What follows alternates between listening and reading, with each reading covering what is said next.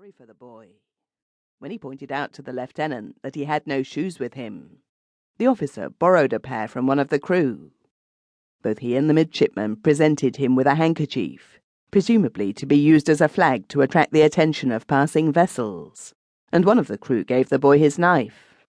Before pushing off, the lieutenant told him to keep a sharp lookout for ships that pass. So they left him, turning of necessity a deaf ear to his pitiful cries. Geoffrey stood on the shore in the waning light, the tears streaming down his face, watching the boat as it receded, and the splash of the oars grew fainter and fainter at every moment. Presently darkness fell. He was alone and desperately frightened. He had no food, no water, nothing but his clothes, his borrowed shoes, his 2 handkerchiefs and the knife. He spent the night on the shore, longing for morning, hoping that Captain Lake would relent and send a boat for him. And when morning came, he thought at first that this would happen, for he could still see the recruit in the offing. But instead of approaching the rock, she drew away from it.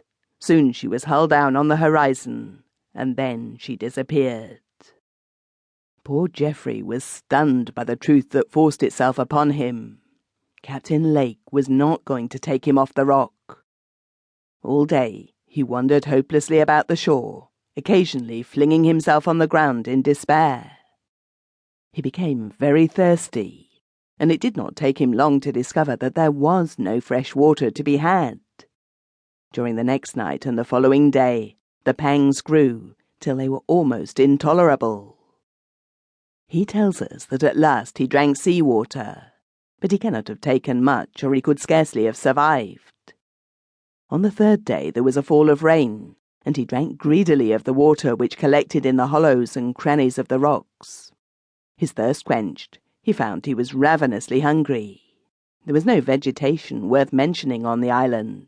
There was no living creature to be seen, save the seagulls, which he had no means of catching, and a revolting species of black lizard that crawled across his face at night.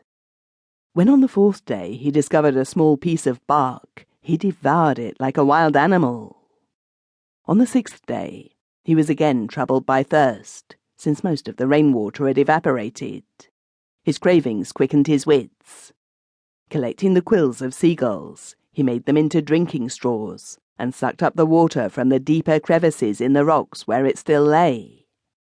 On the same day, he saw 2 ships passing the island at a great distance, but naturally they did not notice such small signals as he was able to make. On the following day another ship came quite close in, but once more he was unable to attract attention.